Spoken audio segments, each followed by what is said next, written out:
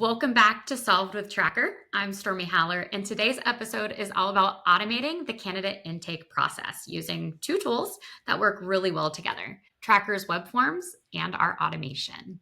These are features that, when combined, can help streamline a repetitive but crucial step, collecting basic onboarding information from candidates like CVs, phone numbers, address details, anything you can think of in the intake process, we can capture that. To walk us through how this works, I'm joined by Jacob Hastain. Jacob, great to have you here. Before we jump in, can you tell us a little bit about what you do here at Tracker? Hi, I'm Jacob, and I am the team leader of the UK support team. So we help clients through the day-to-day use of the Tracker system.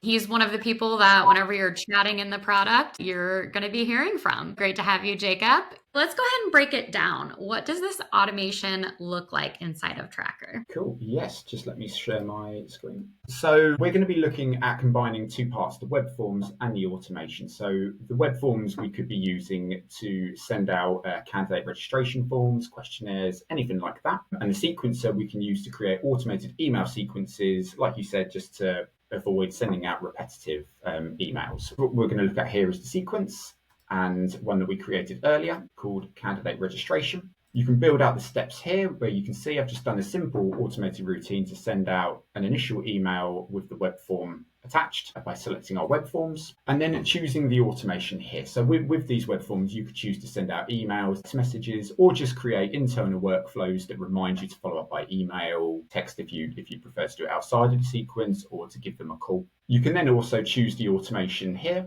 So you can see that we've chosen to look for any candidates in the last week that have been created and registered onto the system. They are going to trigger, that's what's going to trigger the automated routine, which is going to start sending out this registration form and follow-up emails. We can then also add in stopping requirements. For this one, we've just gone really simple, submitting a form. So as soon as they've submitted the form back to us, it will then stop that sequence. And we can also just look to prevent re-enrolling again and again and again, because of course you don't want to send out this registration form every single week. We could just say to only send this to people once within a year.